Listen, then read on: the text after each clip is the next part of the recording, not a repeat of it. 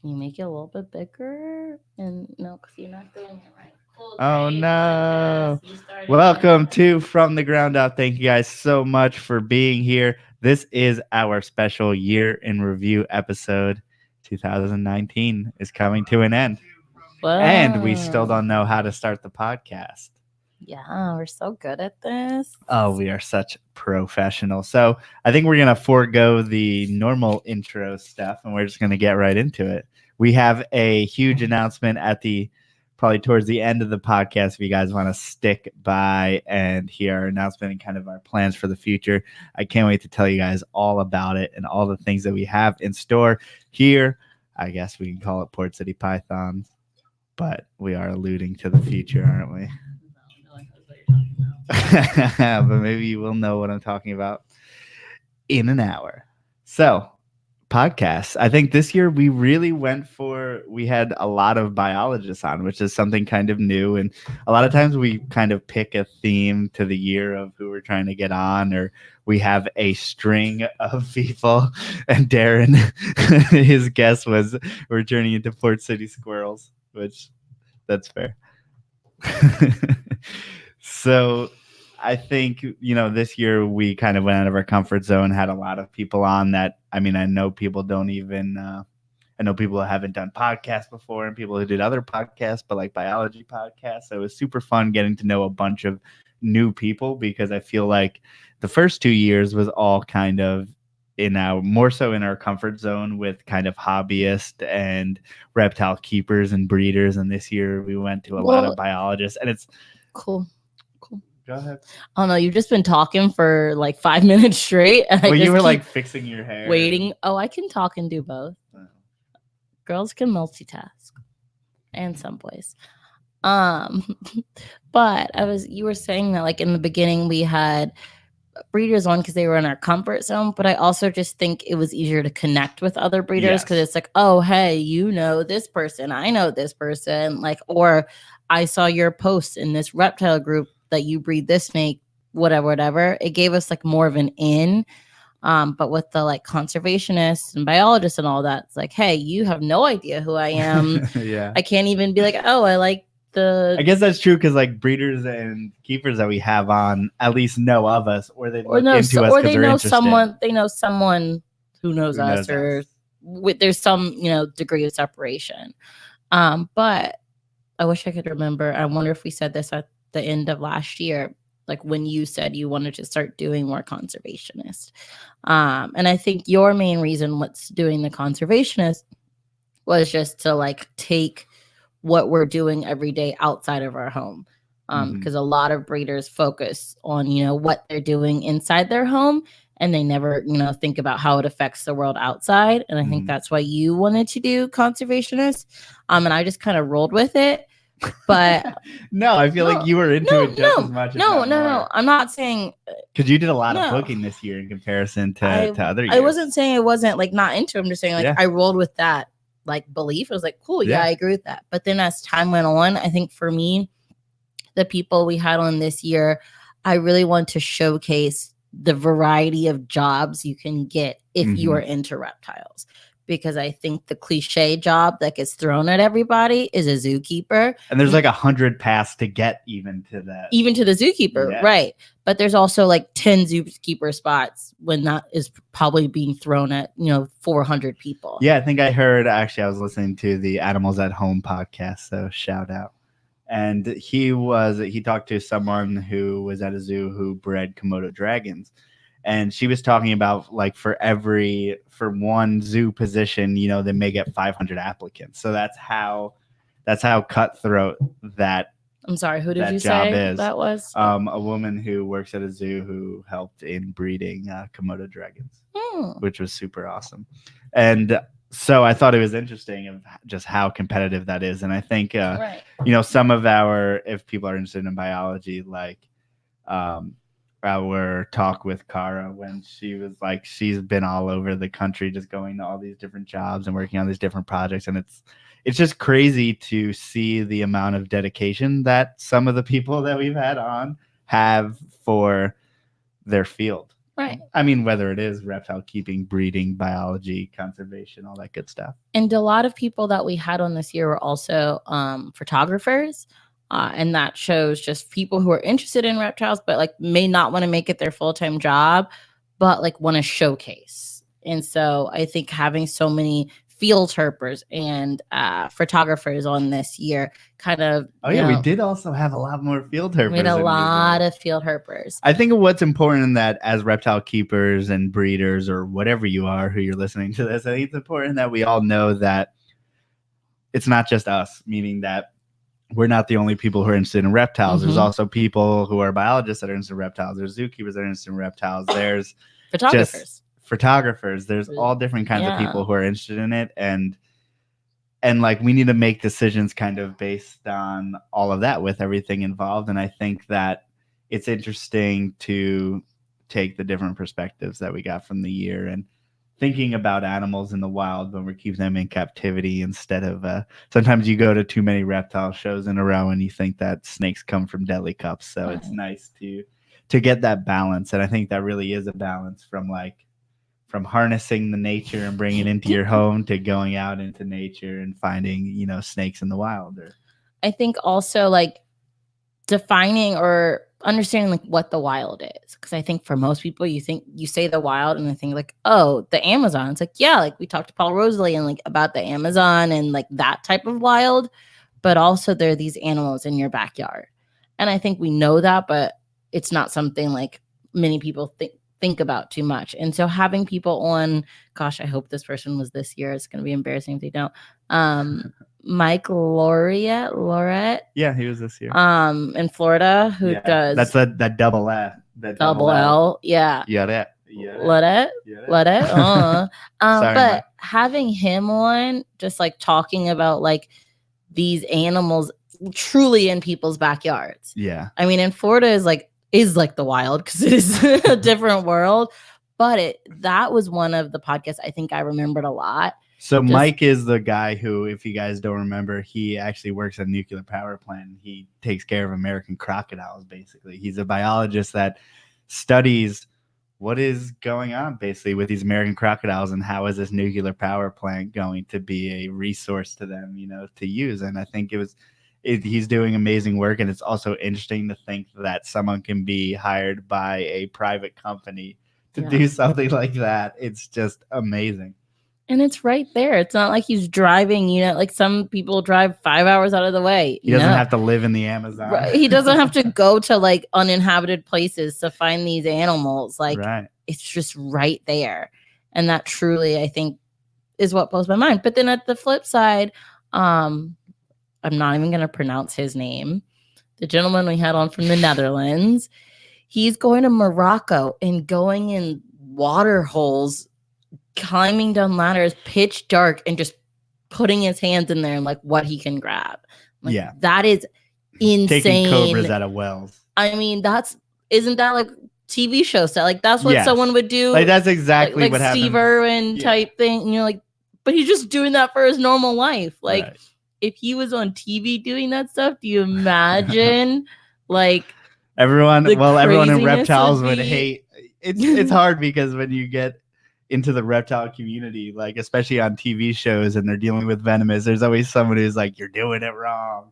And it's like, it's almost better just for your peace of mind to just do it. And, there's no 100% safe way probably to take a cobra up from a well, from a 30-foot well. So it's like someone can definitely pick that apart. Oh yeah. So he would have two camps. There'd be one group of people who loved him and think it's amazing that he's brave or whatever, and the other people like, you're an idiot. And what are you doing? That's like the more time passes, the more you see that there's factions within, which is kind of what we were talking about before. And there's people who like certain things and don't like certain things, and we often judge people probably too much on what our people think is the right and wrong thing. Like our group of reptile keepers and breeders, we keep these moral standards, but we lax on, keeping our animals in a $5 tub, like, oh, God forbid you ever handle a certain snake this way, do that, or do that husbandry thing, no one's using hot rocks or anything crazy, but But there's certain things that we believe in and certain things that we don't believe in as reptile breeders. And then there's certain things that people believe in as reptile keepers. And there's some people who just aren't that deep into it and are just fascinated by anyone playing with the animals. And we need to realize that there is that faction of people out there, and that's actually the majority, not the minority. You know, the majority of the people are surface level. And so therefore to make your or to judge someone based on that as far as their actions is kind of unfair because it's not for our consumption. So like say like a TV show, blah blah blah, they're talking about vipers, all this stuff. Even if Steve Irwin was common or was current day, there would be probably most of the reptile hobby would hate him. They would hate him. Yeah, so I think it's always just funny to kind of look outside of our lens and see what different factions are going on and different things. I mean, it's human nature to judge people, right? Yes. Some people do We're really good at it. Some people do it a lot more than others. I am one of those people. If you've ever met me, you know I'm ridiculously unfairly judgmental, and I fully acknowledge I wish I wasn't that way, but I kind of No, you're not. You're not. You're not. Babe, you're somewhat. You always call me out for being judgmental. Yeah, that's true. I'm less. You're less. Which I don't know. Oh, whoa. Kyle said, did you give yourself a haircut? Damn, what, are you saying his haircut's bad? Oh, wow. Okay. Sorry, man. Maybe you should put a cowboy hat on. Apparently those Idaho haircuts are top notch. Much better. Sorry. That totally threw me off. But we are naturally judgmental. Some people are better than others. But I think I think the whole thing is if you weren't a judgmental people, some people aren't better than others. But you. What? I think if you were a non-judgmental person, you wouldn't say that. No people. No, but that's unrealistic. There's people are more. You heard it. There's winners and losers. Yeah, exactly. No, but I think what the caveat is to that, at least the caveat to myself, is though I am so judgmental, I also understand that there's a need for certain things in our world. Mm-hmm. There's a need in our whole entire world and in the reptile world. Like there's definitely people I judge in the reptile world. That's because I'm a terrible judgy person. Mm-hmm. But I always follow it up. But we need that person in this. We need that niche, or we need that whatever, or we need that person talking about this, or we need that person doing it the way I don't like, or we need that so yes, I am judgy, not to people's faces. That's also a good thing. But I also understand there's a place for people. And just because you don't like it doesn't mean that we don't need that. I don't love people who completely wholesale. That's just not something I love. But I think they're a necessary part of our industry. And I think, like Sid said in the comments, he said you guys would probably judge my crappy wooden homemade racks. Which is true. I think a lot of times people see someone's room and they're like, oh, that's not where it should be, blah, blah, blah. But at the end of the day, I think we've all been there. I've had homemade racks. Probably anyone who's listening to this has had homemade racks. If you keep or breed, you've probably done this in one way or another. And that's just, people forget that there is always a learning curve, and there's also different ways of doing things, as well as people are in different parts of their hobby. As far as you may start off with a wooden rack, you may breed animals, you may make $1,000 from your animals that year. It may not be pure profit, but you roll that back and you buy a PVC rack so it looks nice. And maybe one day you can breed enough snakes to where you get a stainless steel rack or something, or if you're that high end. Yeah. But it's not necessary, and don't let anyone make you feel like that's necessary for you to make money, because quite frankly, or for you to keep your snakes healthy. Yeah. For you to spend extra money, I mean, and it's stretching you out, I would rather you build your own rack, save the money so you're able to keep the animal better. Yeah. Or build a 2-foot cage with plywood. I mean, you can do that for like $70. Yeah. I mean, some people out there probably judge us for keeping our babies in Chinese takeout containers. Yeah, of course. And if they want to not judge me and give me the money, then also for produce racks, 200 babies. Yeah, you can give me the money for racks, and I will stop. Like, most definitely, I will. you can change that for me if you want. But yeah, again, judging is human nature, but it's also recognizing the other side of it. Yeah, and no one's infallible, especially with keeping reptiles. God knows we're all doing the wrong thing. And it is kind of growing in the way that we've seen keeping evolve at this point. Yeah. You know, we're seeing it kind of evolve right before our eyes. And, you know, people changed from keeping in plywood enclosures and building their own stuff. And then they found out this beautiful commercial way to breed snakes, which is tubs and racks. And that works amazing for breeding snakes. But now we're seeing that like 90% of pet owners are also keeping like that. And I think we're seeing a swing back to more pet keeping and more building nice vivariums and stuff like that. And that's kind of stuff that we've been interested in lately. And it seems like people are kind of ready to do more for their animals. And I'm kind of excited about that part of the hobby. But we've rambled on. I don't even know. How do we create this first 18 minutes of podcast? Me, because I'm real good at rambling. But I wanted to talk. Sorry. Yeah. Yeah. Oh, are you going to do the segue? No, I was going to do the segue. But another part of human nature, I'm really good at these, is wanting to grow. Mm-hmm. So while our goal for like our guest was like conservationist and kind of that thing. And we don't pay much mind to what's going to be. We know when we book a guest, pretty much, you know, who's going to be a big show and not, but we don't make our decisions based on who's going to be a big show or not. So, right. And some of our best podcasts maybe, or ones that we enjoyed the most, may not be the most listens. The ones that are listened to the most may not be the most we enjoyed, but for the most part, we enjoy all of them. Sorry, I have to answer Darren's question. He said, do you think other teachers judge you breeding snakes, and what is the perception? No, I mean, not because they're teachers, they judge me. Because they're humans. Just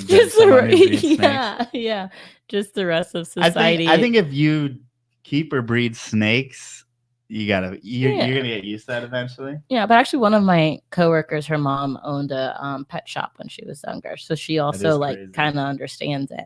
But yeah, I don't think it has anything to do with them being teachers. Also, it probably also matters like what part of the country you're in. It seems like people in the South generally hate snakes, and people up here are a little bit more forgiving, probably because there's less snakes and there's no dangerous ones, like for the most part.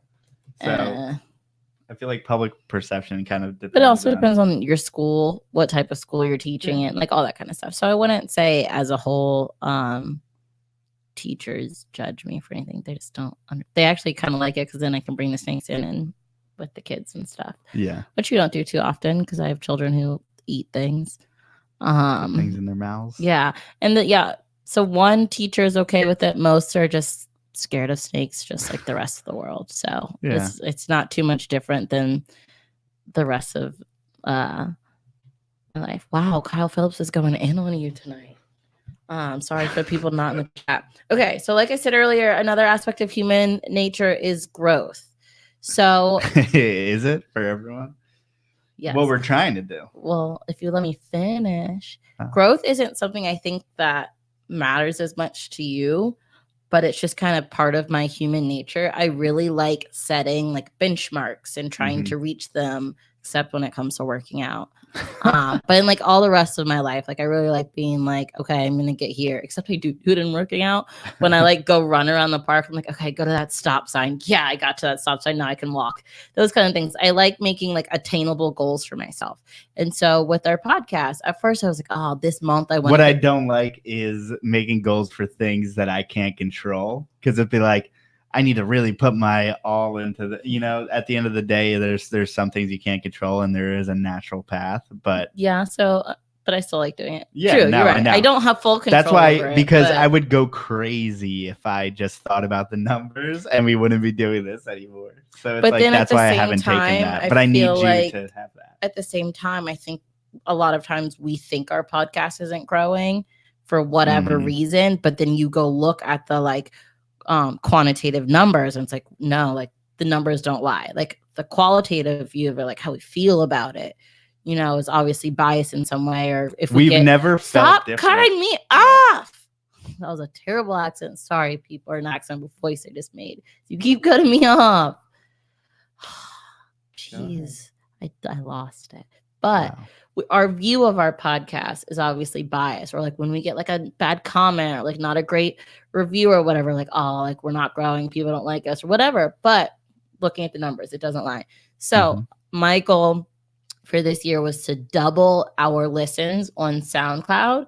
I'm not taking in, you know, iTunes. I'm not taking in Spotify because our biggest source right now is SoundCloud for listens. So last year we got 36.6 thousand listens, which sounds so little now.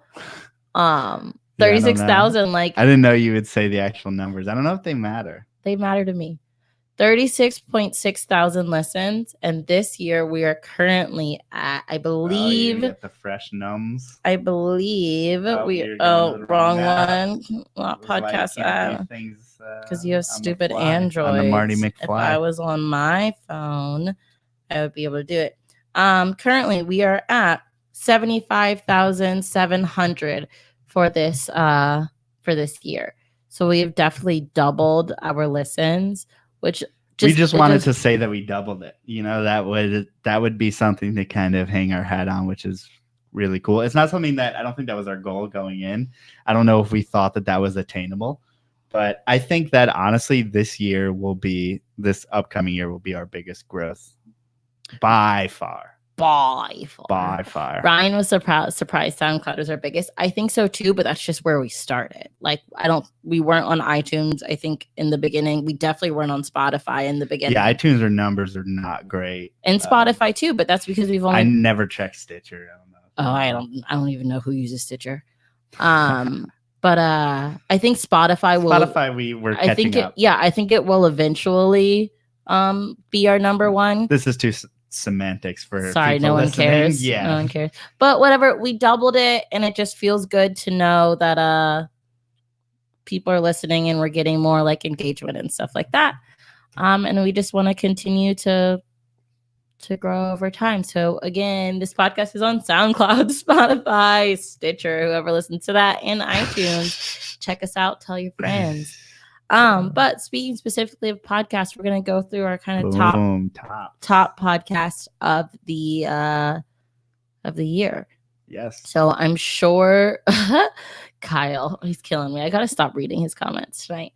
Our top podcasts of the year, I'm sure you can guess, is Emily and Ed of Snake Discovery. Yeah, and thank you so much to Emily and Ed for coming on, because not only was our top downloaded podcast, it was probably our best viewed video of the year. Yeah, was our of ever, not of the year. Probably no. The DFW one is bigger.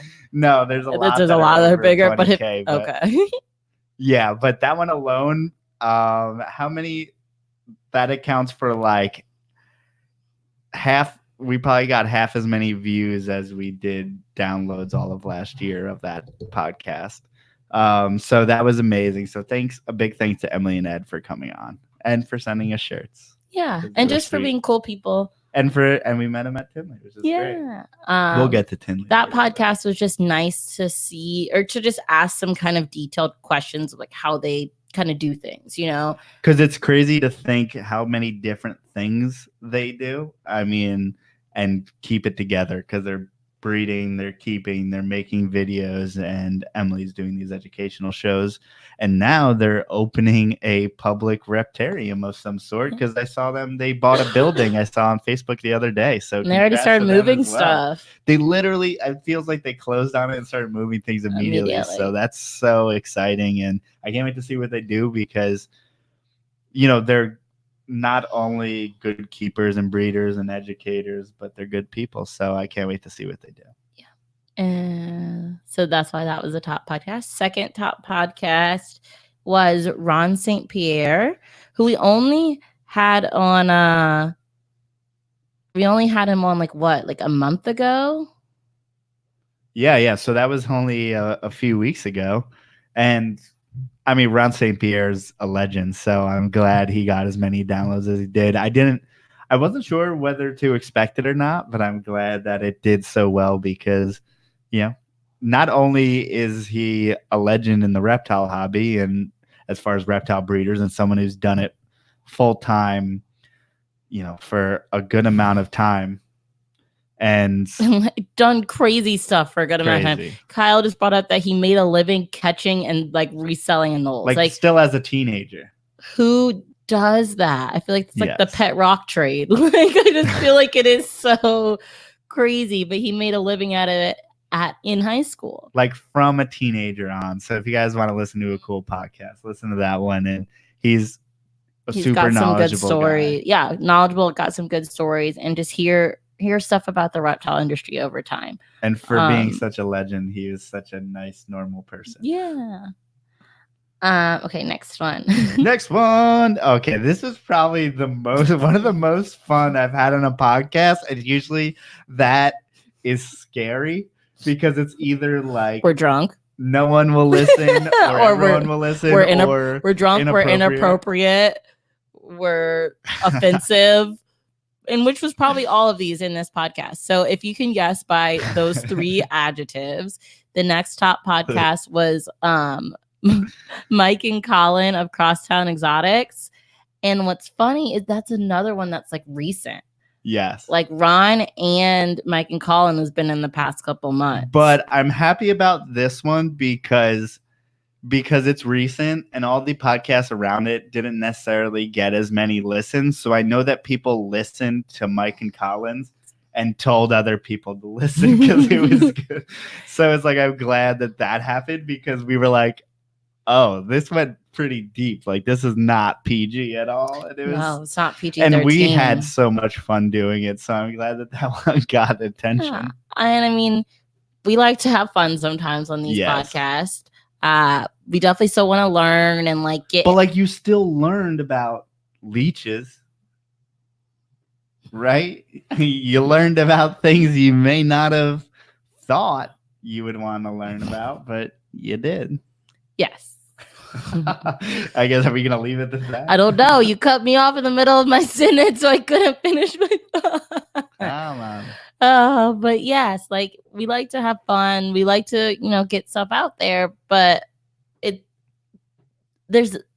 we should be allowed to do silly episodes like that. I never want to get to the point where, and we were kind of teetering on this point, are we like corporate enough to treat this that seriously?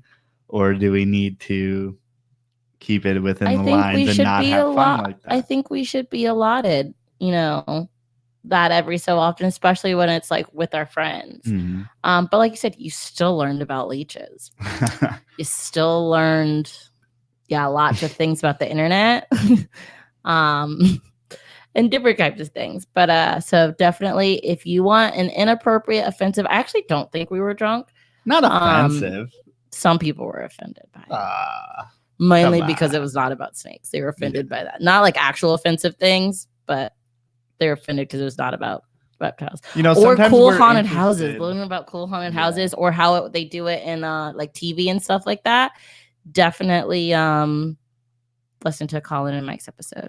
And I think that's if we are doing this podcast in the way that we typically do, what we're doing is pulling out stories about people that are doing cool things and doing things that other people might want to do for their life. So I hope that people are interested in Colin and Mike's episode to begin with, because they wonder, how can you be an educator? How can you do these shows? How can you get your animals in movies? All these different things that they did, and kind of what is behind these, like, who are these people really? Because at the end of the day, everyone's just a normal person. And I hope people find inspiration that we're all just normal, silly people who like to have fun.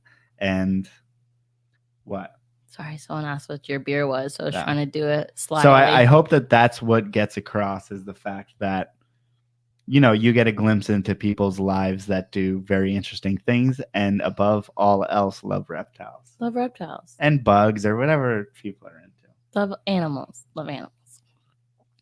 Okay, moving on. Moving on up.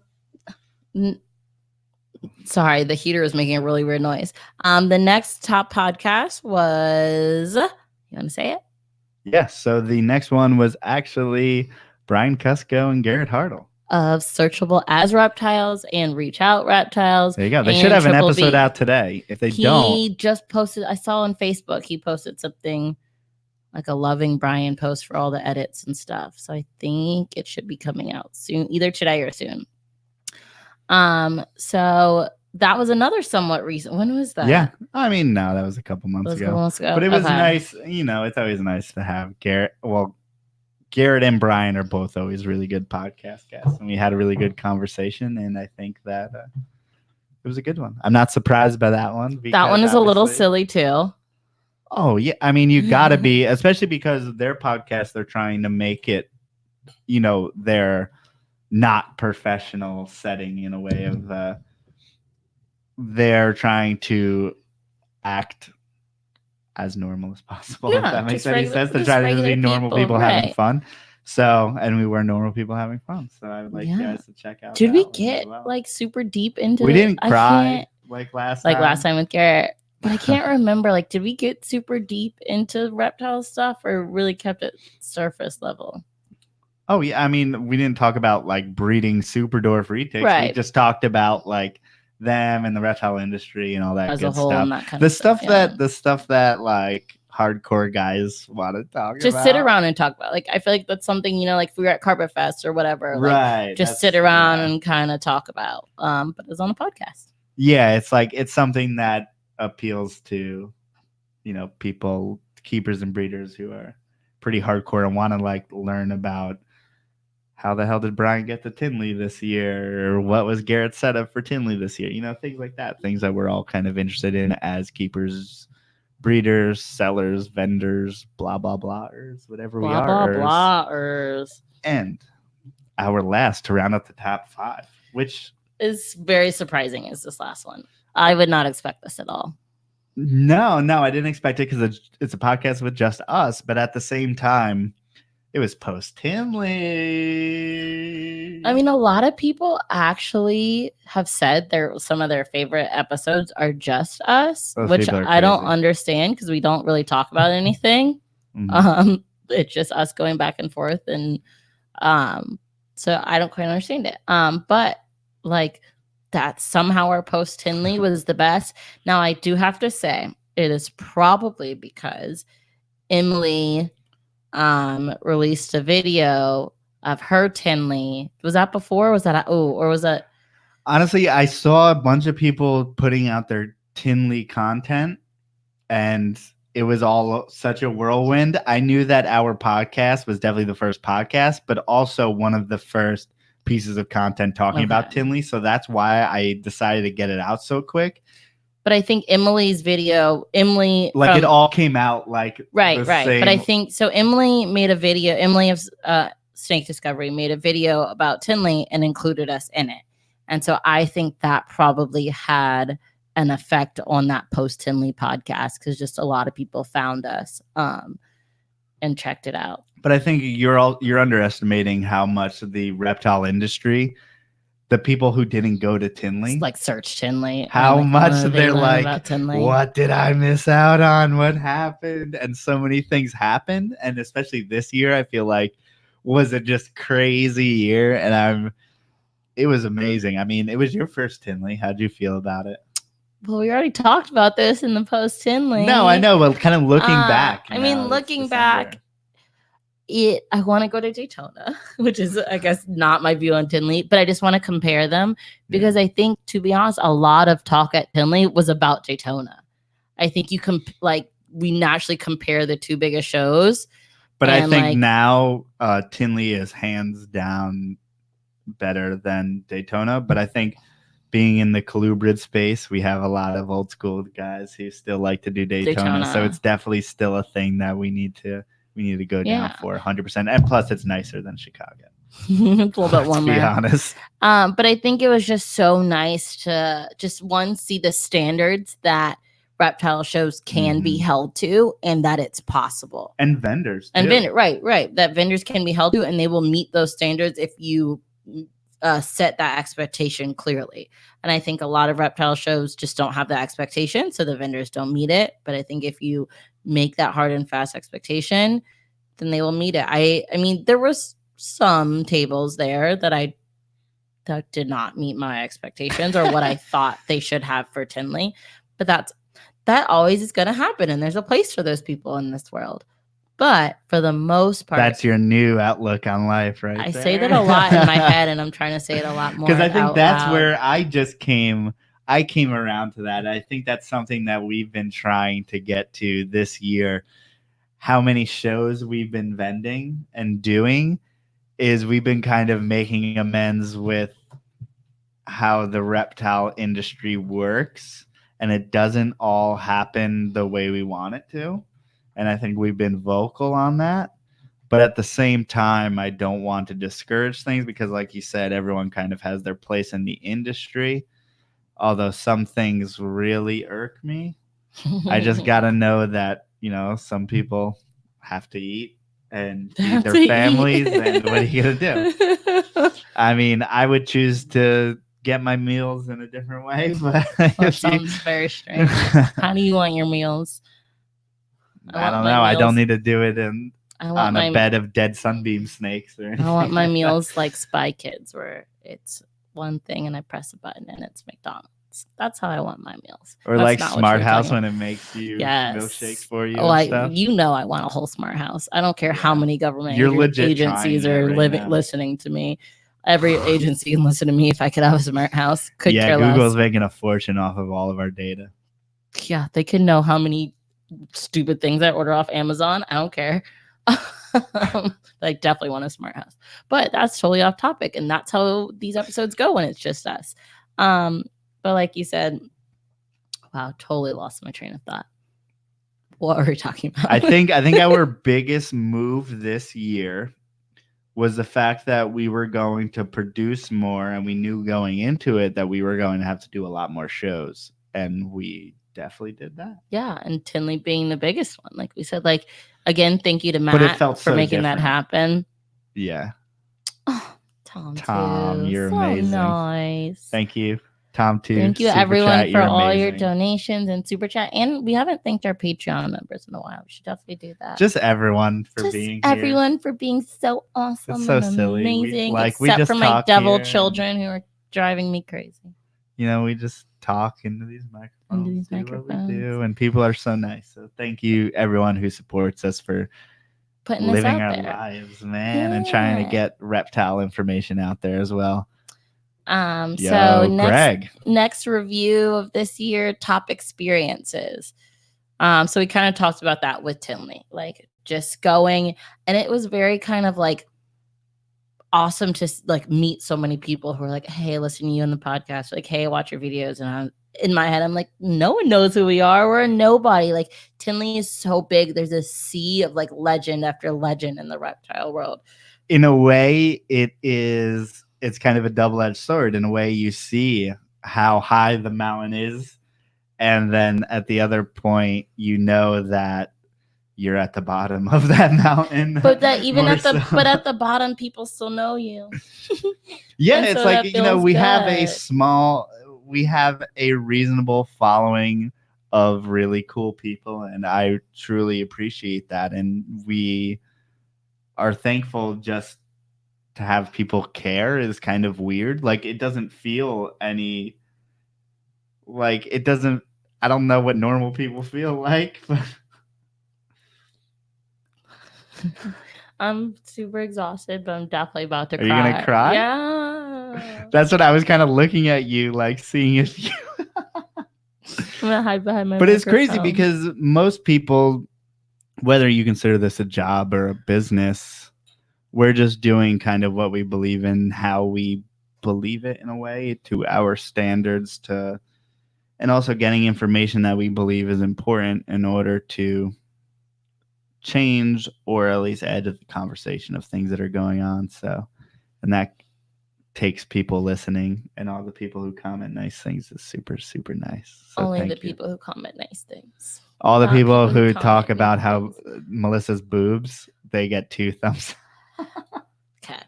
Didn't need. Okay, that'll stop my tears real quick.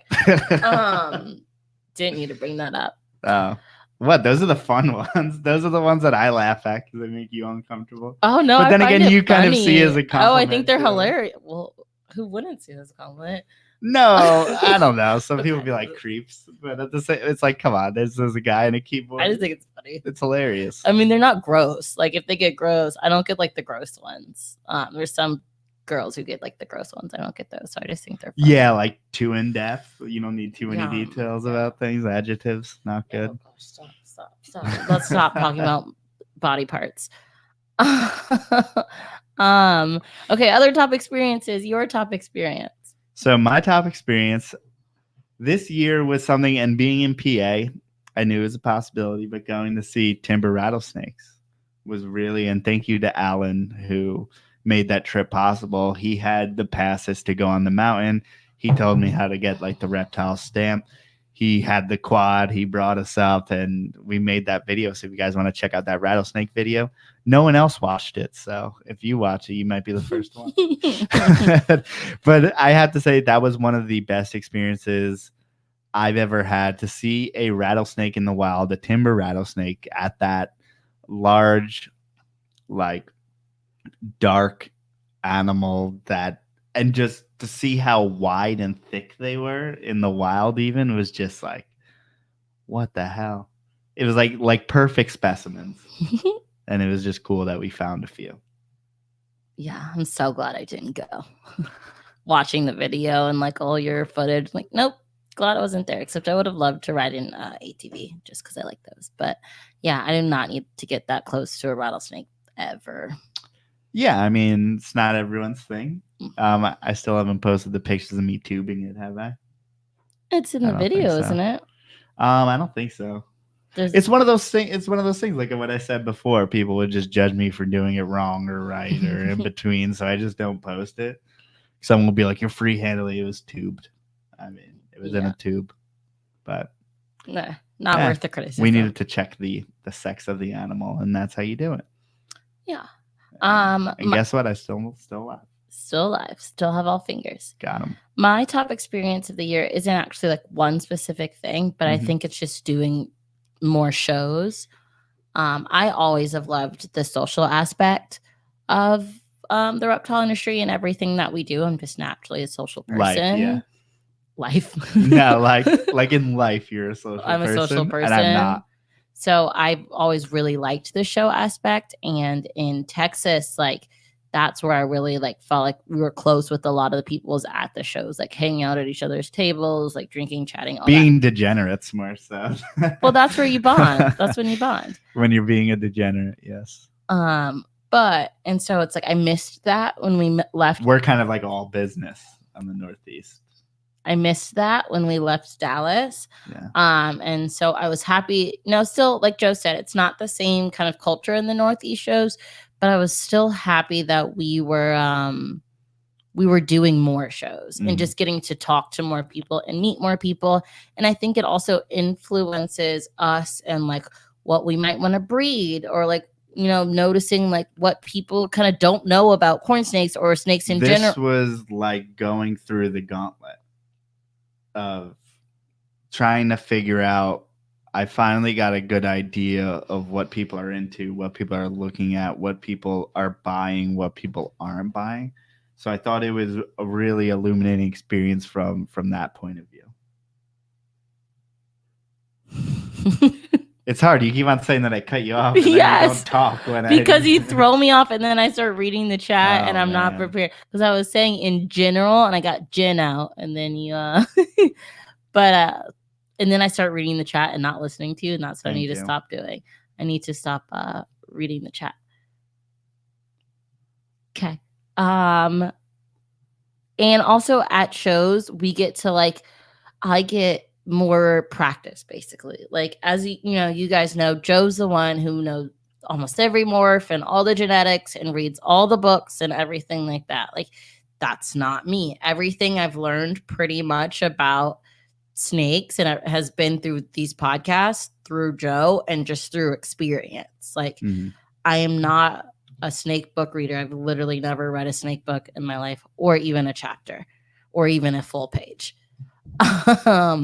So everything is through experience, and I'm upfront about that. But doing the show so much and getting to talk more about our animals, it's good practice for me, you know, talking about what tessera is, talking about what anery does, and talking about the effects that those have, or explaining, you know, what is amelanistic, what is aneuphoristic, like what happens when you combine those two things, all those kind of stuff. It's just good practice for me.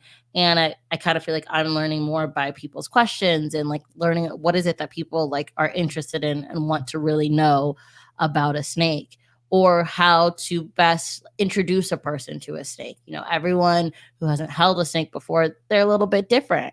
And so Joe and I get to practice like different ways to hand it to them, or talk to them about it before, or convince them just to touch it, or so, you know, that kind of stuff. And I think I'm coming actually from like the opposite perspective, in which you're kind of always telling me you're kind of over talking.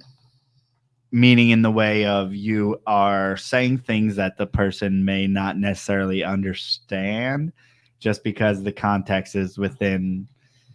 We're speaking in like breeder talk. A lot of times people will ask me, is that male? How old is that male? And I'll tell them their breeding age. you get mad at me for that. I don't get mad at you. It's like, yeah, he's a proven breeder. Right. Joe's kind of dumbing down, and I'm smartening up.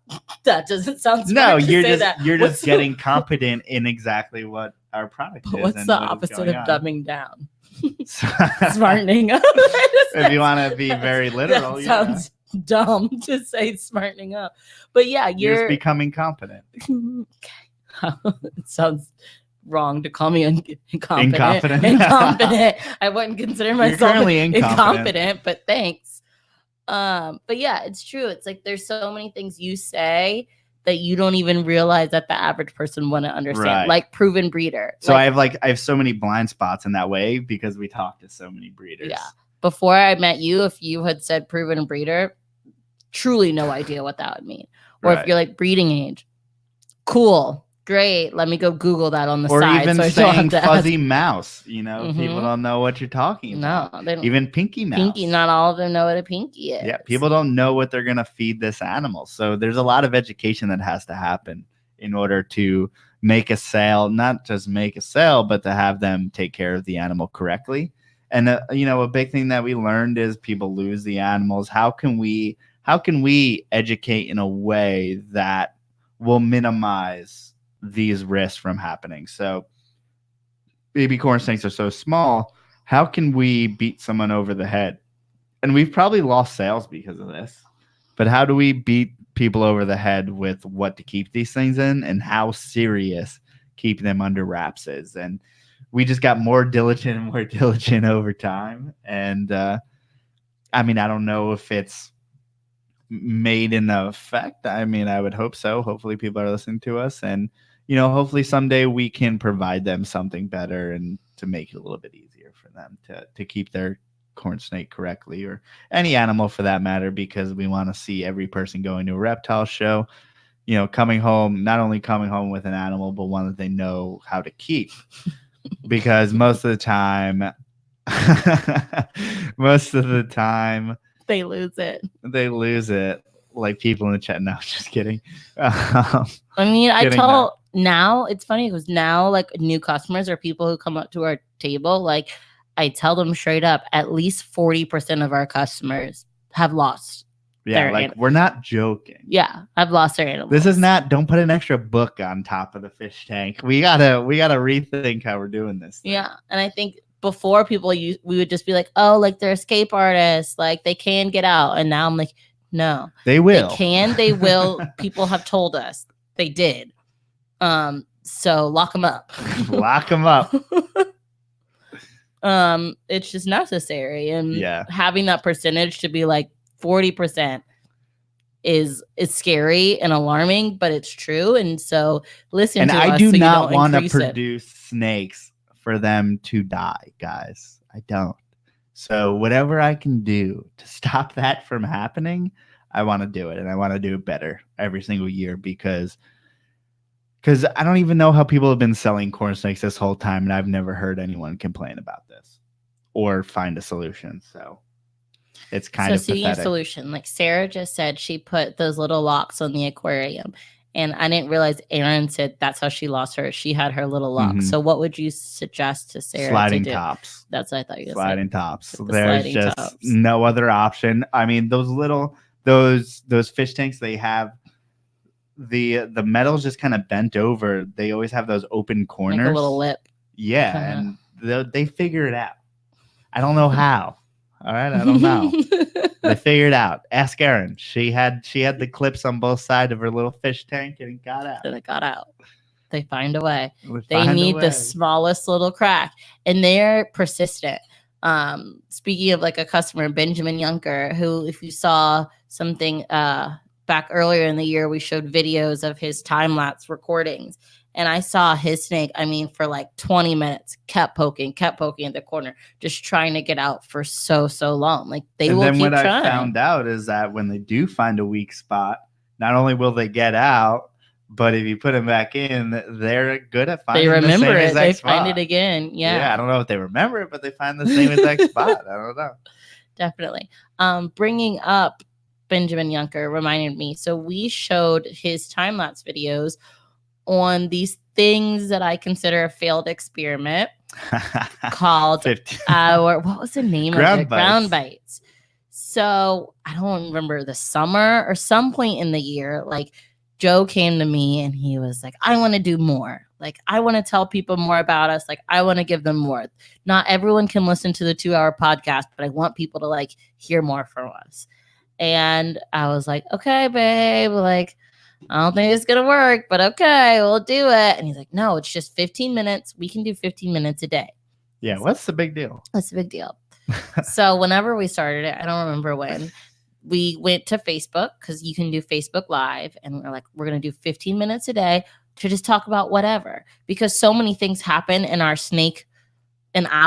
personal snake collection every day or, every week. But we don't get to talk. We don't get to talk about it on the podcast usually because we have a guest and we're talking about the guest. So the Facebook 15-minute ground bites were supposed to be us talking about our personal thing. That lasted. We did it for too long, though. I mean, like at the end, we were like going crazy. It lasted maybe like a month. No, not even 2 months. Like, no, I think it was like 3 weeks. Who cares? Whatever. We realized, one, we can't talk just for 15 minutes. It is too short, especially with the chat. People would start asking questions and it would just go on for longer. So it was almost like we were doing podcasts every day. Yeah. And it just got way too much. In addition to our schedules are way too crazy. I mean, I have so much more respect for people who put out vlogs every day because I don't know how they do it. We couldn't get 15 minutes a day down. I caveat, it is 2 of us. I don't know how many people are doing daily blogs every day with 2 people. I mean, I'm sure there's that. But I mean, but also keep in mind full-time jobs plus side things that we both do. Right. That's what I mean. Like, I babysit at least 3 times a week, sometimes 4 times a week.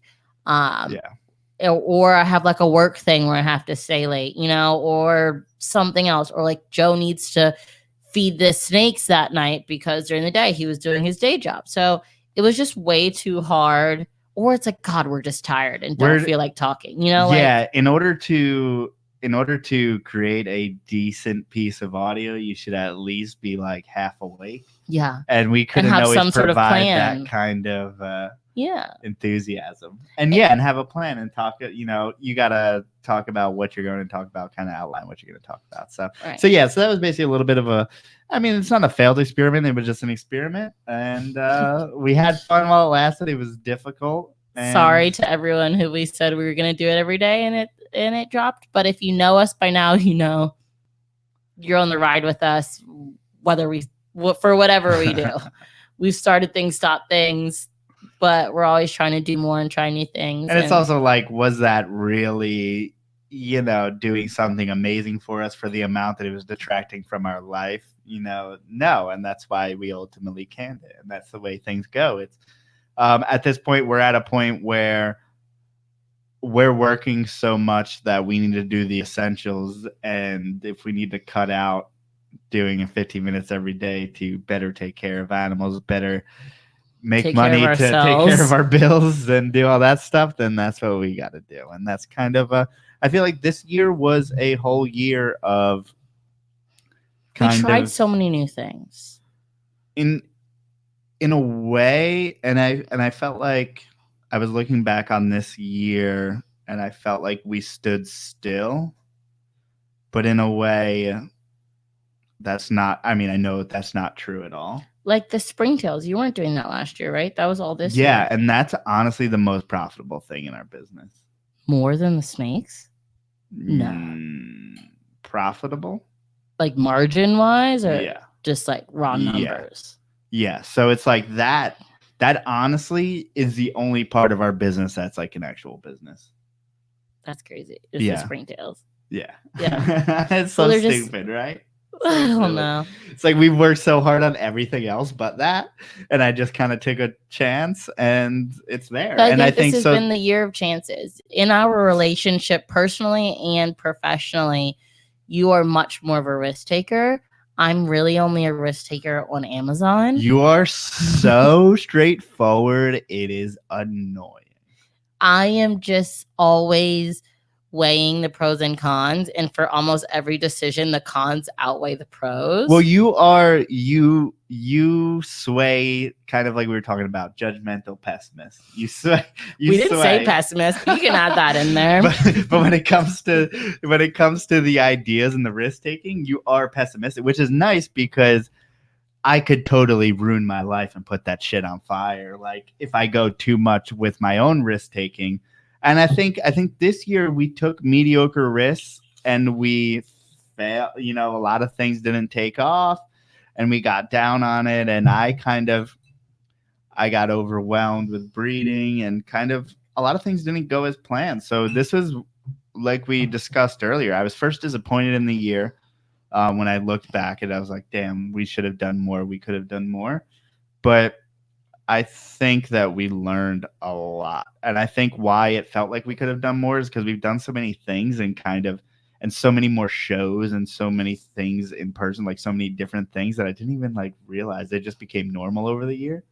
But I was like, damn, we actually tried a lot of new things, but you know, a lot of things didn't work out. There's a lot of things we liked, a lot of things we didn't like, but what we did is we learned a lot. And a lot of that was our breeding season.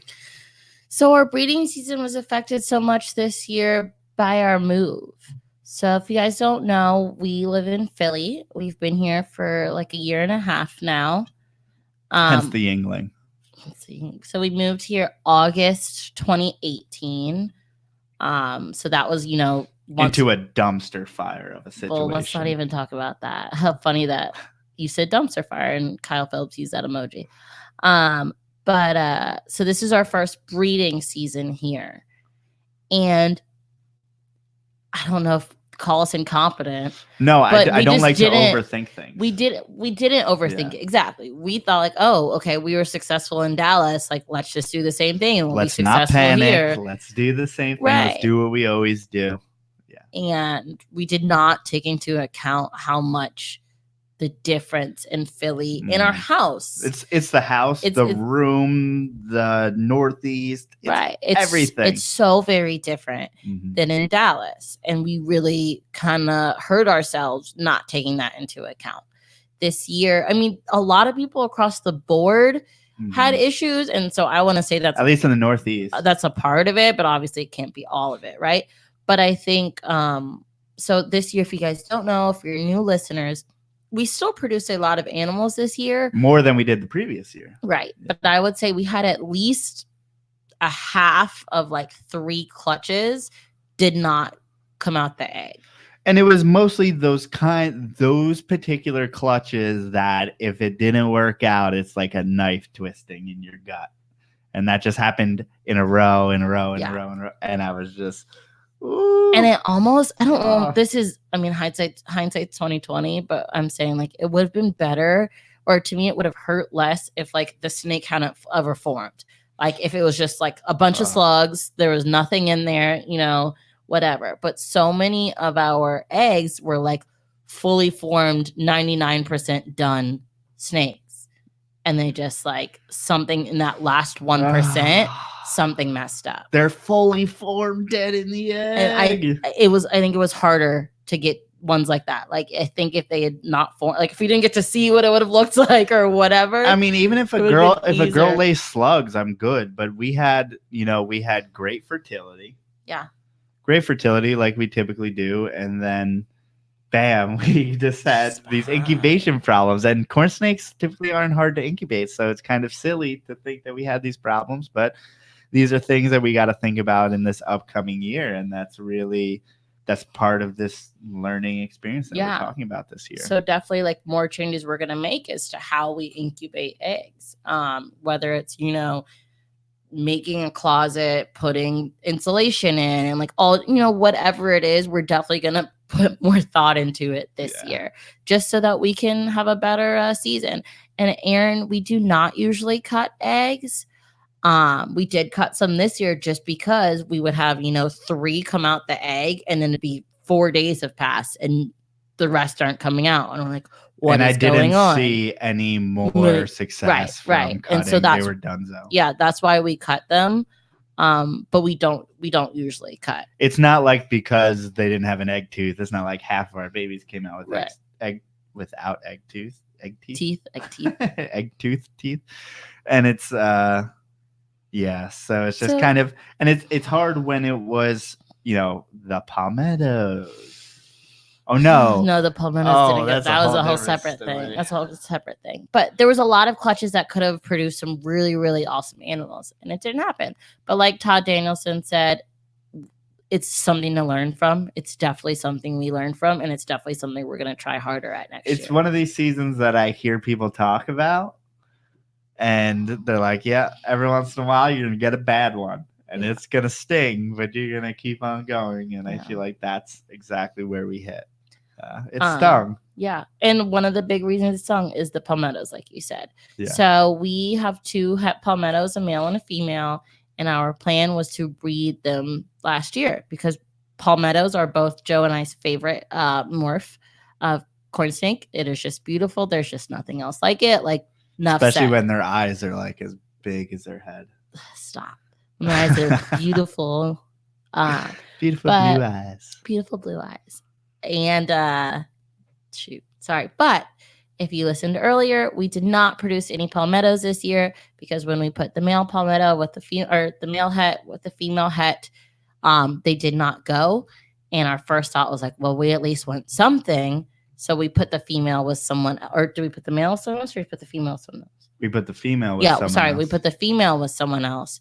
And so we did produce some other animals, but we, for some reason, and just the height of it all, forgot that we put her with someone else. So the whole time that the eggs are incubating, we are thinking we're getting palmettos because we had completely forgotten. Because I had seen her lock with the het palmetto, but I did not see her lock with the other ghost. Right. We didn't realize she had locked. And so we put her back with the male het palmetto later, and they did lock, but she had already locked with the ghost male earlier. Right. And so that was really, really hard. I think if we had like seen the lock and accepted it while the eggs were like known while the eggs were incubating, that we weren't getting it. But it's like you see the eggs and it's like hatch day, and then you see one pip, and then it's brown, and it's like that's not a palmetto. We still have a chance. And we kept waiting, more and more. Like, oh, okay, none of these are palmettos. We messed and then up. All of a sudden, there's a purple one, and of course, it's dead in the egg because we couldn't have the ghost het palmetto come out. We had to have just normal tessera het palmettos and normal het palmettos come out. We couldn't, of course, have one of them live that it was a ghost het palmetto because that would be too easy. So so that's where we are in the palmetto project. It was a little salty. It got a little salty there, and but we're learning. But we had a lot of first breedings. Yeah.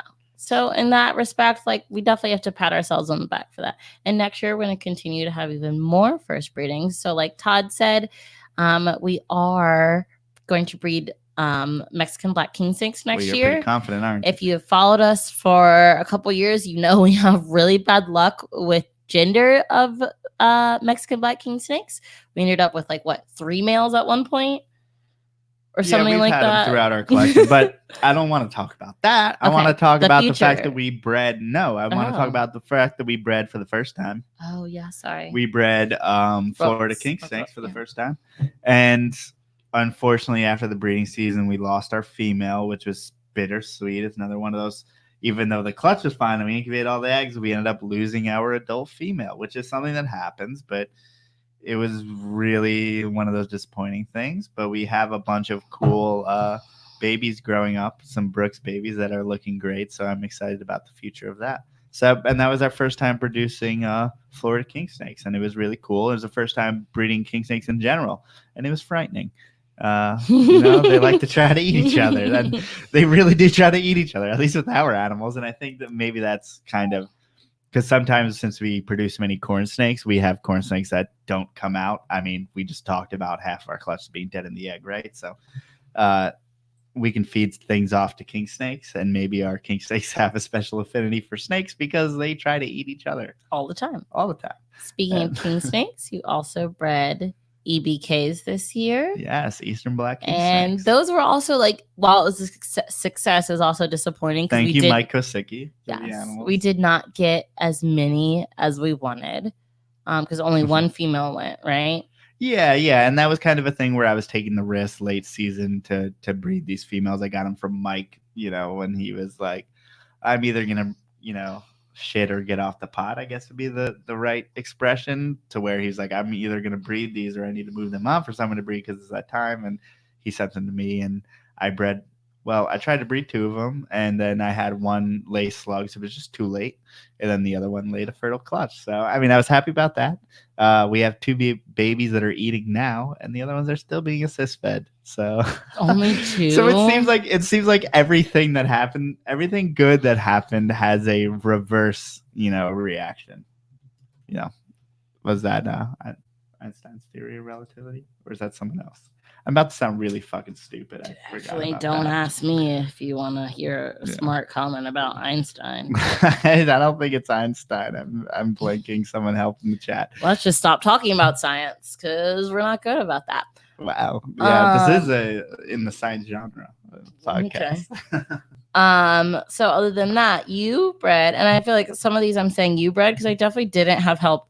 Or I did not help breeding anything other than the corns. I was definitely there, a part of and into the corn breeding, but pretty much everything else I was not into. Specifically the Louisiana pine snakes, because I want nothing to do with them, period, ever, for infinity. Yeah, so that's your reaction to us breeding the rare snake in North America. Thank you for your support. Remember, I told you I'm judgmental, even of snakes. Yeah. So we did end up having, and our girl laid 2 fertile eggs with 1 slug. And just to have a Louisiana pine snake in my collection has always been, and I've had them, for 4 to 5 years now. So 5 for our elderly adult male. And then our female, actually, I tried them at 3 years. Turns out they like to go at 4. So people have told me that most likely you're going to have to breed them at 4 years old. And that was exactly the case. So, and honestly, I had someone hit me up earlier and they said their female's 3. They're trying it out. I don't know what's happening. I was like, it's that extra year, man. I don't know. And it proved right for that person too. So females need to go 4 years, and that is fine with me because this was our 4th year. And I probably have the only video of them copulating. I haven't seen anyone post a video of them copulating. So if you want to see that, it's on Instagram somewhere. Maybe we'll post it as a story later. Yeah, we should do that. Because, I mean, they're very interesting animals into the way that they hate humans. So they don't want to be seen by you. So while they're breeding, I definitely didn't want to be near them. But it turns out they actually kind of hate each other too when they breed because they didn't just like corn snakes, eventually they'll submit and then they're static and they're in one place breeding. No. The Louisiana pine, the female was always trying to get away. So the female was always pacing the tub, and the male was always just on riding her back, riding along. Her. Yeah, and she was trying to get away from him while copulating. While if I opened the tub, they would hiss at me and while copulating, while moving around and hating each other. So it's silly. It's so silly. But we ended up hatching out 2 beautiful baby Louisiana pine snakes, which I'm happy about because they come out like the size of baby ball pythons, and they eat like they could eat an adult mouse when they first come out of the egg. It's amazing. And they're voracious and they eater. eat. They They eat. there's only 2, so obviously sample size is much smaller than corns and kings. But they do eat because they're little voracious everythings. Well, they don't like take off the tongues. They're not like that kind of thing because they get too angry. So you they're the like you drop it in and then you leave it. Too angry to eat. Also, I wouldn't want my hand in front of them for that long, to be honest. So Sarah's Inspiration asks if you can breed king snakes together. And yeah, so Florida and California, of course you can. It is, they're both Lamprepeltis, same genus, as well as they are actually same species. There's different subspecies. Lamprepeltis gatala. Could you do? So yeah, so you can breed them together with without a goinai? Oh yeah. Don't get any ideas though. I have no interest, but no interest, but I was just wondering. Okay, we are over an hour. I only want to do this for an hour, so let's get to our big announcement. We're all 19 people watching right now. But there's more people listening. There will be later when we release this in future. In the future people 30,000 listening. downloads. That's what we're getting next year. Kind of the year of changes, and to continue with changes and understanding like our followers more, understanding our audience and our customers, just understanding all of you guys better. We felt, do you want to say it, or are you okay with me saying it? No, I kind of wanted to add it to what you were saying, to where kind of everything about this year has led up to educating us to where we need to be to make our next step. Meaning like all the hours of the shows, those months where we literally did a show every single weekend, all of that prepared us and gave us the knowledge to make the next move, because we realize what's working, what's not working, and we can adjust from there. So a lot of what we saw this year is that our corn snakes aren't going to the people who are listening to this podcast. For the most part. No, this is a conversation between enthusiasts, what we're doing right now. So I love reptiles beyond normal comprehension, which is the same with if anyone who's listening to this, you like reptiles beyond normal comprehension. And I'm glad that this exists to further that enthusiasm. But we also realize that all of our corn snakes are going to pet for the most part. I can name 3 people in the chat right now who have our corn snakes. So thank you for them. It's only 3 out of the however 80 we sold this year. Way more than that. Yeah, and I mean, there's even clutches of animals where we're like, oh, the people who are looking to breed will often get certain clutches of ours, and people who are looking for pets are just looking for the animals that look a certain way, and they buy those, which is also another interesting thing.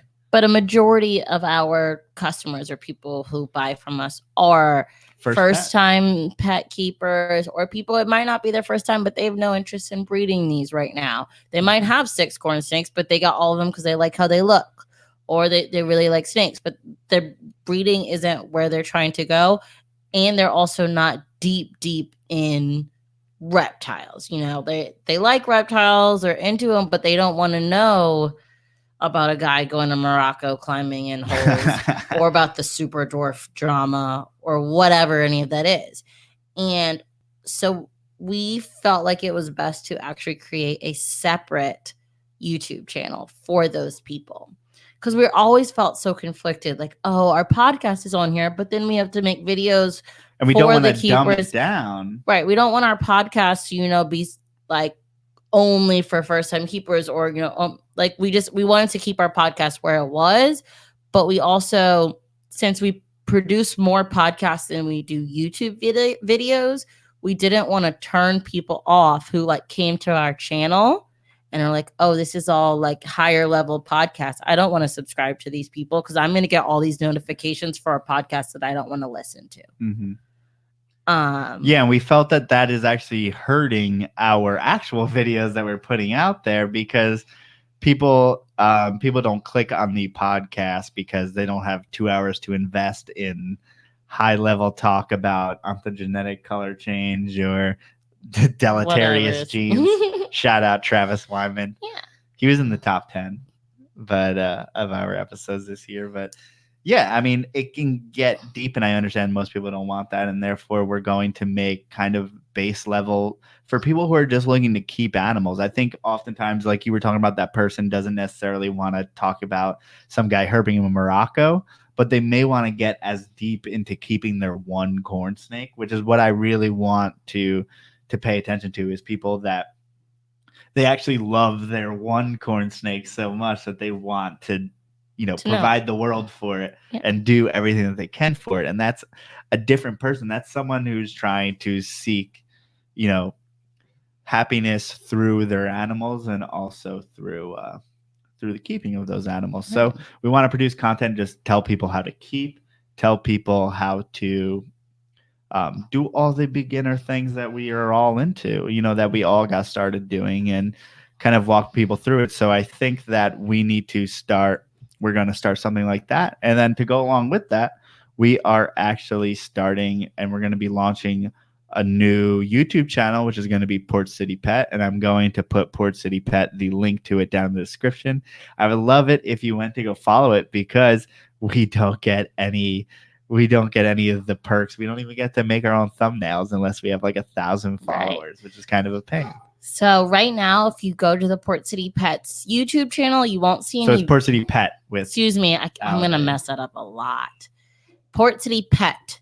If you go to the Port City Pet YouTube channel, you won't see any videos, mainly because if you do not have a certain amount of followers, YouTube doesn't put your video out there. You said it doesn't let you monetize it. It doesn't let you put a thumbnail. Like, there's so many things that YouTube doesn't do. So we at least want to have a couple people there. Right. So definitely go and follow that page. And then we have a video recorded. We just want to wait to put it out. But this is just, and it's not saying that like, okay, like Aaron has 10 snakes now. It's not saying that like, it won't appeal to those people, or people like who have been keeping corns for a while. Like, it'll still appeal to you, and it might be some stuff you already know, but we want to try to, get a little bit both in there. And I feel like we've even had videos like that in the past. Just the fact is that it's kind of off-putting with our other podcast. Right. So this page will just be for are we changing the name of this page? I couldn't remember if we decided to do that. Yeah, so this will actually be Port City Pythons podcast. Yeah, so Port City Pythons podcast is going to be this channel. And so, we're still going to recommend this to people who want to get that deeper understanding. It better fits in with the YouTube algorithm to keep them separate and to not turn people off. Because if you didn't know, we can keep it PG. It's a lot easier to keep it PG. The other channel. Yeah, because we've already non-PG this thing up already. And it's, so if you don't know the YouTube algorithm, if you subscribe to someone and hit the notification thing, if you are getting the notifications and you don't follow through on those notifications, they will send you less. They'll stop sending you those notifications. So I'm sure people follow our channel and subscribe, and they get the notification for the podcast every week, but they're not into the podcast. Not even just a notification, just it shows up in your subscription feed. Right. And it shows up, but they're not interested, so they don't click it. So then YouTube doesn't show them anything. Right. So our next video gets skipped because they haven't liked the podcast before. Right. Or watched the podcast. So it's kind of unfair to everyone. So it's hurting us, and they're not seeing our videos that might actually appeal to them. And now I think we have the opportunity to kind of to build something new for, and it's weird because, like I said, this whole year was spent learning and looking at the top of the mountain and being like, we've already done this for 3 years, but I feel like we're just starting. Aren't we? Baby, we've almost been dating for 3 years. Well, that's not what I was thinking about. I was. But it's like, it's been 3 years of us trying to do this, right? Yeah. And and it's crazy to think that we're kind of in a way, we're starting over. It's scary. I mean, we've had probably 10 conversations about this before we decided to do it. another thing of like the risk taker and the poo-pooer. Tapu. What? Poo-pooer. And it just is like, I was scared to start over. And it's like Joe said, we've worked so hard for 3 years to get the followers that we do have. And just, I'm like, is it going to be another 3 years to get the other channel going? Like, it sounds terrifying.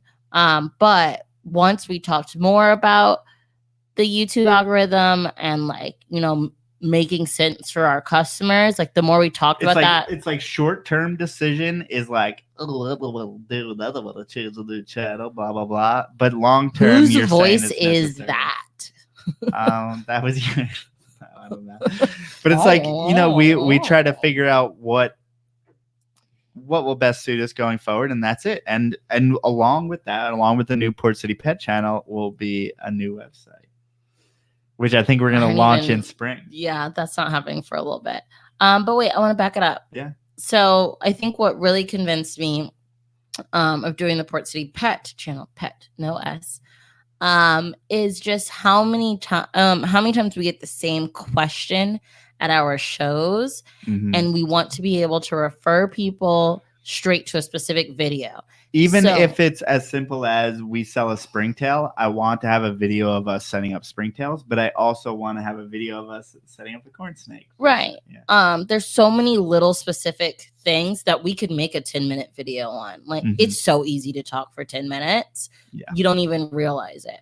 Especially when you get good at it. We've been talking way too much. Yeah, we're doing this for an hour and 23. Yeah, exactly. So, like, the beginning of our Port City Pet channel is simply going to be like, how to buy a corn snake. When you go to a show, like, what do you need to do?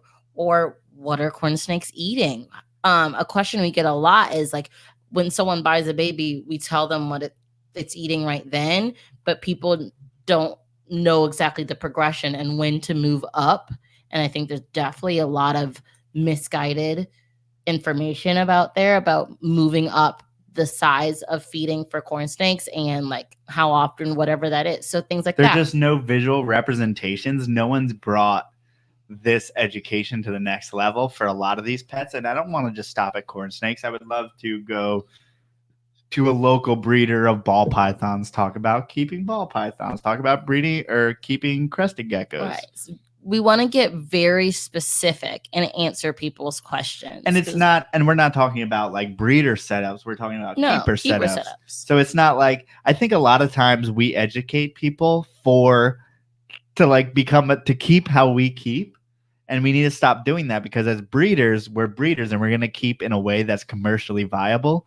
If you are just a regular everyday keeper, you got to get more out of it. It's going to be different. You can get a lot more out of your animal and out of your setup. And just from me experimenting myself, meaning I've been keeping snakes since, I have a snake that's 14 years old, but I've been keeping snakes before that.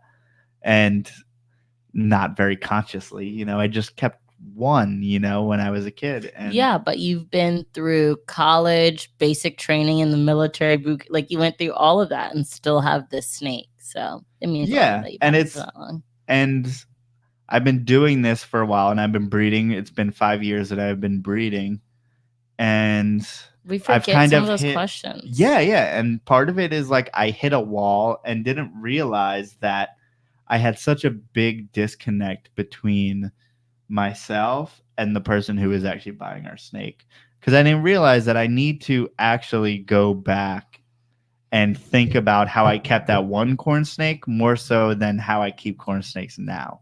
It's more important to know the base information. So I want to get people that base information. And I also want to,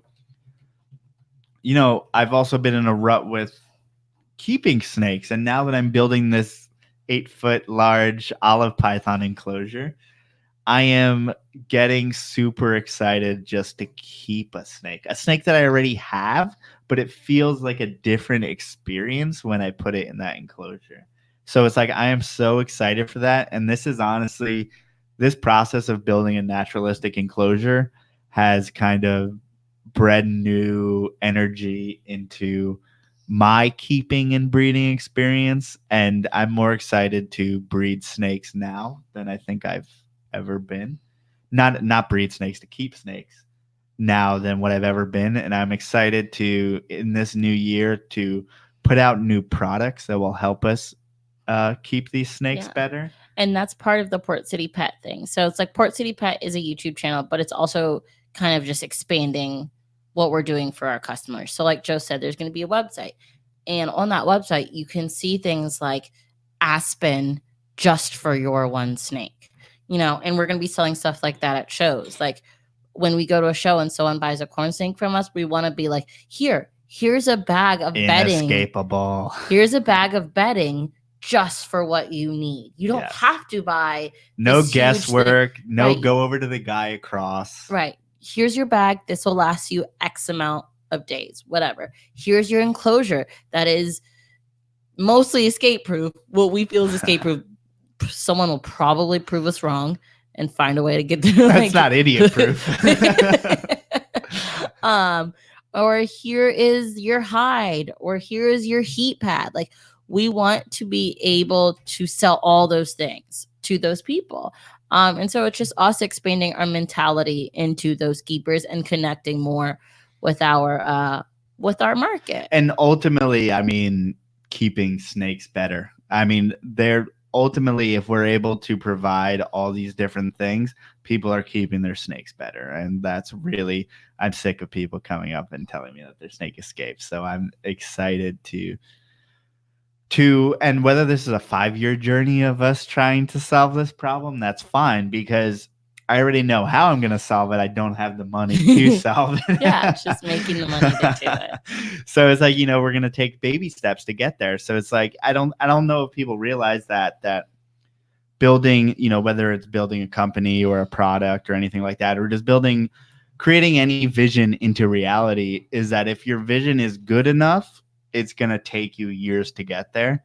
And every single thing that we have ever done in this industry, I think, can attest to that. Meaning that nothing's ever come easily and fast, and every shortcut that you try to take has a long end somewhere, you know, like something else will go. And it's like, you're not going to be, you can't acquire a bunch of animals and be rich in a year. I mean, everyone knows that, I think, at this point. And that goes for every single thing. So we're going to be building this up, and I'm so thankful for you guys to be here in this present moment and to support us right now. But it is going to be so much different, I feel, next year when we're doing this. I'm saying this because I want to put it out there, because I can work harder to make it a reality. Yes, to reach puberty. I've been trying. We always want to, you know, try new things and best support people and everything like that. So it's like, while we are, you know, adding this new YouTube channel and all of that, we're also, I would like to dip our toes more into breeding king snake, excuse me. Now, not a lot, because Joe and I have also had many talks about, like, what is our max capacity for breeding? She's going to have to start taking care of these animals. What is our max capacity for breeding snakes? A couple of our podcasts even talked about that. Mm-hmm. Like, what is your threshold? And for our, like, house status and time status right now, we're pretty close to that threshold. But I kind of want to breed some more king snakes just because I like them. But I hate them. You don't have to work with them, man. If you had to work with them, you'd be like. But babe, the Brooks came out eating all. Like, see, that's great. What I'm saying. The EBKs Brooks are different. Great. I'm not trying to do. No, EBKs are perfect. EBKs, they don't eat. Oh yeah, well, but they don't want to eat my finger either. That's the nice part. Get a Cali King, and you know, it's a different story. I'm not doing any Cali Kings. Okay. No, we're done with Cali Kings. Okay, thank God. We're done with Cali Kings. I had a flashback. But I would love to do more Brooks. I think the Brooks are great. They don't eat us, or they're fucking crazy, man. No, they'll eat you. I held the Brooks. The mama Brooks, she was great. Oh yeah, they're sweet until they get into feeding mode, and it honestly, I've seen such a jump in, like, breeding season and stuff like that. They seem to be really seasonal with how they act. Really? Meaning, like, when she was used to being fed and when the male was used to being fed, they just were crazy. And the Brooks will launch out of their enclosures and wrap up a pinky and fall on the floor type of thing. Yeah, the Brooks are pretty crazy. Yeah, I mean, king snakes are just way more food intense. We do than have one baby ones. that's only on live though. I have one of our grow outs. Really? One of our holdbacks? One of our brooks. It. Yeah, I don't know why. I always had live from the beginning and still on live. King snakes are fun, but they're easy to get going. They're definitely have a lot more energy than our corn snakes do, and you Not have to even watch just, like, watch your fingers just a little bit more. And they musk a bit more, and they bite a little bit more, and when they bite, they don't let go. But like, I love the goinai. Dude, that snake is absolutely nuts.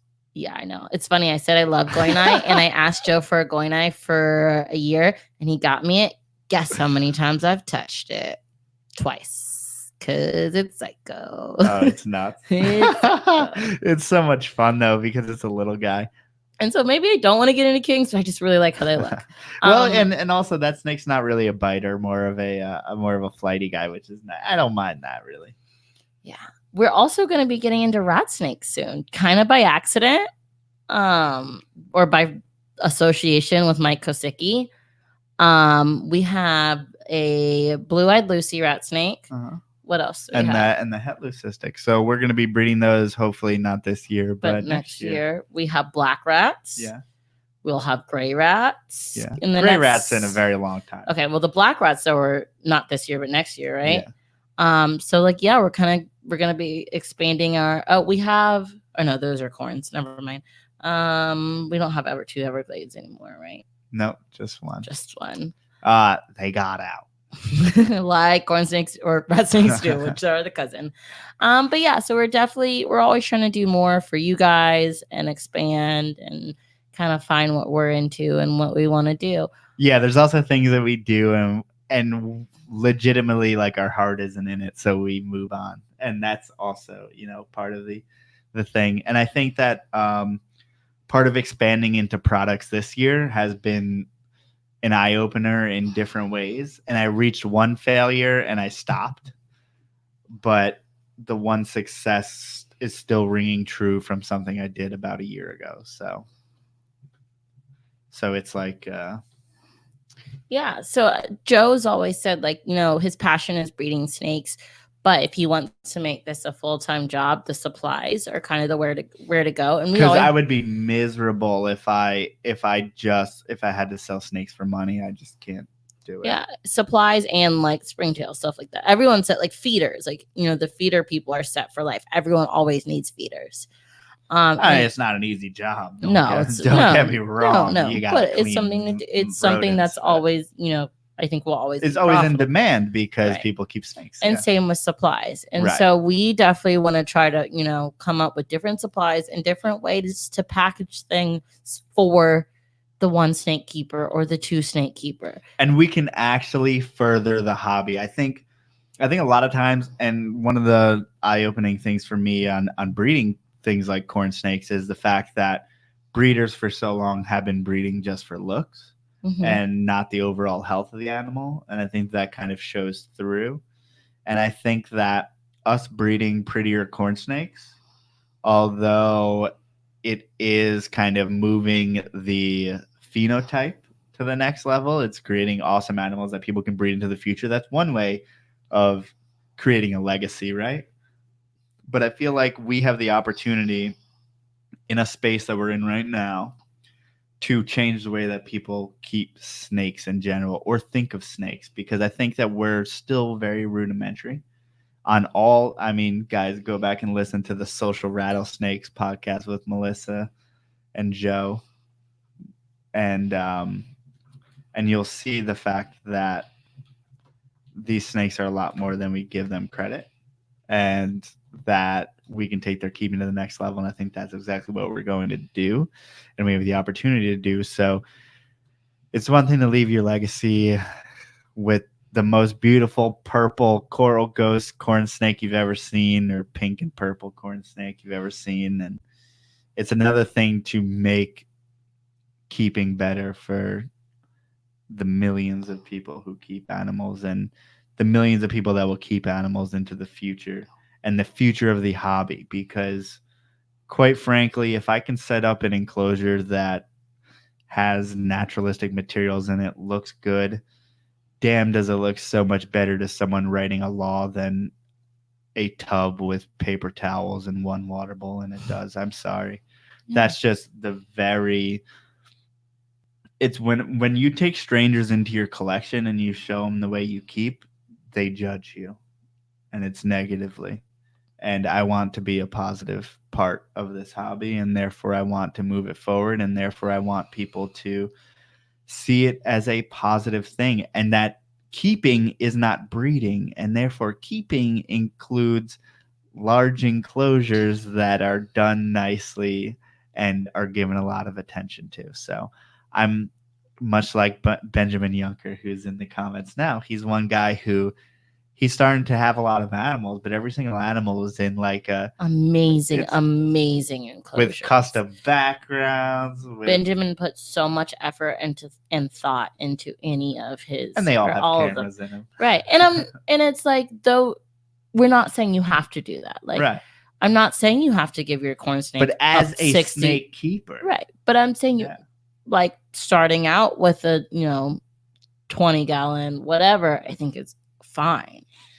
But it's putting the right bedding, putting that hide, putting that water bowl, putting that stuff in there that goes into it. You don't have to have the backdrops, whatever. But if you have the ability to, and I think if we can make the bedding and the hides and all that at a price level for that keeper, because most keepers, they come to a show and like, okay, I dropped, $100 on my animal, but then it's like $500 on this stuff. But they don't need a huge big bag of aspen. One, where they're going to keep that in their house probably. Also, they just don't need it. And there's so many things that like are sold for the people who have a lot of we snakes, often cater to people like us. And I think at reptile shows, we probably do that too much as far as so many people are catering towards people in bulk, which makes sense. That's what right. reptile shows are so much for. Or bulk. And the idea is that bulk is cheaper in the long run. But right now, a family might not want to drop $400 in total on everything they need. So if we can sell them just a little bag of aspen. And there's more of the confusion. Like a lot of times they don't even care about how much money it costs. It's the confusion of trying to get the right things. Yeah, definitely. So it's like, how can we just make everything easier? And that doesn't just go to corn snakes. It goes to all different kinds of snakes. And I mean, this is something that we've been, as far as substrate, like I don't believe that corn snakes should be kept on paper almost ever, and I don't discourage people who do it, but at the same time that sounds stupid and hypocritical, huh? But I don't discourage people who do it, but you can see the fact that our baby corn snakes need that 2 to 3 inches of aspen to go and hide, and they'll use that to their they'll use that, and I think that enriches their life and keeps it more secure. So that is something that I believe and that I want to perpetuate going forward, that we can think deeply, even on and I don't want to speak for breeders and stuff like that, because I know that everyone's got to make money and your profit margin is taken down if you need to provide enclosures for everything, but we can do a lot for our tubs. So we can make the most out of our tubs, and then I can educate the keepers. Just know that when I say things about keeping corn snakes, it's going to be more catered on that Port City Pet channel. Is going to be more catered towards the keepers. Therefore, what are we doing on this channel? Is just talking to breeders, but we can talk directly, basically, to keepers. And if I tell you need 3 inches of substrate, I mean that's just a general rule of thumb. If you're a breeder, you may know what you're doing. And I respect everyone's way of keeping in every which way. And I'm excited to get this new kind of stage of business, of life, of all this thing going on, because we weren't able to invest much money last year. We were kind of looking to just keep it going and do a bunch of reptile shows, and we sure did. And it was an amazing time, and it was great meeting all of you guys who have been to all of our shows, and so many people who are in the live chat, like Benjamin and Aaron, definitely for sure, people who are local that met us at the shows. All these other people have been in the chat for so much, and we appreciate you guys as well. And but just all the people that we didn't know, but now we know just for going to these shows is great. And we want to continue to do the shows, but maybe sell supplies while we're selling animals as well. And I'm waiting for Melissa to come back because I was going to close this podcast, but now she's mysteriously gone. So now I'm trying to talk to myself. It is eerily hard to talk to yourself for this amount of time, especially when you're me. But I really look forward to 2020 and 2019. Good riddance. But like I said, it was a great learning experience, but it's kind of one of those experiences, kind of like boot camp, where you, looking back on it, you had fun, but you never want to do it again. So I definitely never want to do this year over again, but I do not regret anything. And we had an amazing time. And I hope you can all go follow us on Port City Pet on YouTube. And I hope just everyone's excited for the new year, because I am. And here's Melissa. Finally, thank you, God, for coming back. Whoa. So I was going to close this thing out. Okay, go follow Port City Pet. Port City Pet on YouTube. I will put the link down in the description. I just bought portcitypet.com. I figured since we were going to announce this, I had to buy the domain so that no one was stealing under us. That's scary. Yeah. I thought you were just going to make it like a tab in the other one. Never mind. We'll talk about this later. Not for the podcast. Yeah. On Instagram, we are Port City Pythons. On Facebook, we are still Port City Pythons. Obviously, so maybe weird. We'll change it eventually on Instagram, but I don't know. Not for now. For now, we'll Port City Pythons. Here, this is going to be Port City Pythons podcast. And then we have Port City Pet. Yeah, I don't know. Maybe we'll change it. It's confusing, but just some things are still in the air. Yeah. And I mean, like our business cards and everything still say Port City Python. So yes. Okay, guys, have a good night. Have a good rest of your year. Have a good holiday time. And if you don't celebrate the holidays right now, happy holidays. Have a good couple of weeks. Everyone celebrates the end of the year because it has to happen. There you go. Whatever it is you're looking forward to doing in the next year, I suggest you go for it. Brilliant. Whatever it is, do it. You'll feel better about trying at least. And if you fail, that's okay also. If all your babies are dead in the egg, it's okay. Just I was talking about life, not just reptiles, just in life and everything. Like, the new year is always a time to reflect and make goals. It's either a time to get,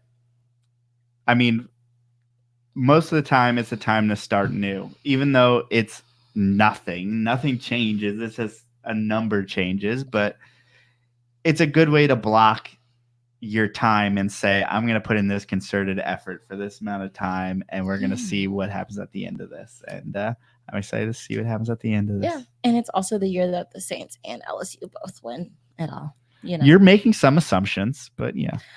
That's funny. Todd said the non-risk taker, go for it. But yeah, go for calculated goals. Meaning like go to school and I don't know, go work out. Everyone, like I should be. Or whatever. Yeah, that's you're like on that now. That's the normal goal that everyone makes. Like, oh, I'm going to work out or eat healthier or whatever. So make those attainable goals. But yeah, okay, let's actually end this. We started this intro. Yeah, for sure. Thank you guys so much for listening. We meant to do this for an hour, but it's an hour and 45, which is okay because our podcasts are usually 2 hours. So hopefully with just us, you put up with us for this amount of time. Yeah. Okay. Good night. Thank you guys so much for listening. PortCityPythons.com, PortCityPet.com. There's nothing there, but you can go see the blank screen and know that I own that shiz because I wouldn't say this without owning the domain. Thank you guys so much for being here. End it. End it. End it. Send it. Ooh, 2020. Here we go. We may have something.